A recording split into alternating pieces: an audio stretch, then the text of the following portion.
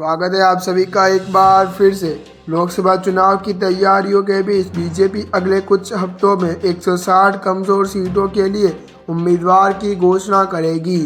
इसमें से 133 सीटों पर 2019 के लोकसभा चुनाव में हारी हुई, वही इसके अलावा 27 दूसरी सीटें हैं। बीजेपी आम चुनाव को लेकर पहली लिस्ट 22 जनवरी यानी राम मंदिर के प्राण प्रतिष्ठा समारोह के बाद जारी कर सकती है।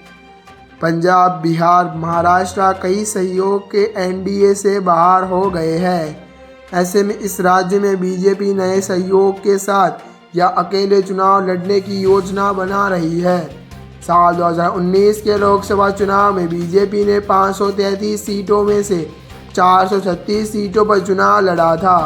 इसमें से पार्टी 160 सीटें हार गई थी। वही पार्टी के 51 सीटों पर जमानत जब्त हो गई थी।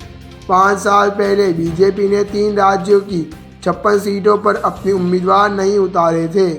इसमें बीजेपी ने पंजाब की 13 में से 3, महाराष्ट्र की 38 में से 25 और बिहार की 40 में से 17 सीटों पर चुनाव लड़ा था। इस दौरान तत्कालीन सहयोग शिरोमणि अकाली दल में पंजाब में 10 सीटों पर चुनाव लड़ा था। वहीं बिहार में जेडीयू और लोक जनशक्ति पार्टी ने क्रमशः 17 और 6 सीटों पर अपने उम्मीदवार उतारे थे।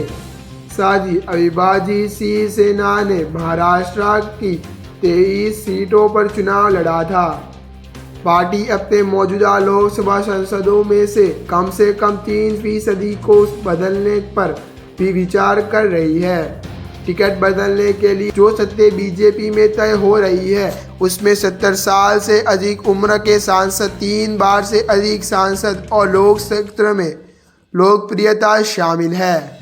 हालांकि कुछ सांसदों को इन तीनों नियमों से छूट दी जा सकती है।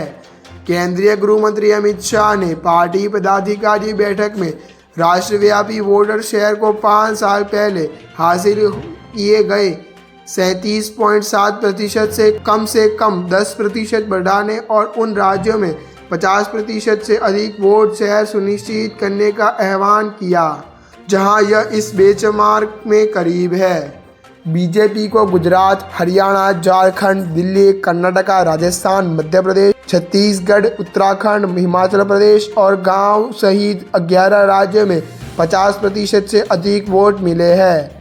वहीं 2019 के लोकसभा चुनाव में उत्तर प्रदेश और त्रिपुरा में 49% से मत मिले हैं। पार्टी नेतृत्व ने अभी तक कोई संख्या नहीं बताई है, लेकिन वह 2019 के अपनी 303 सीटों को पार करना चाहती है।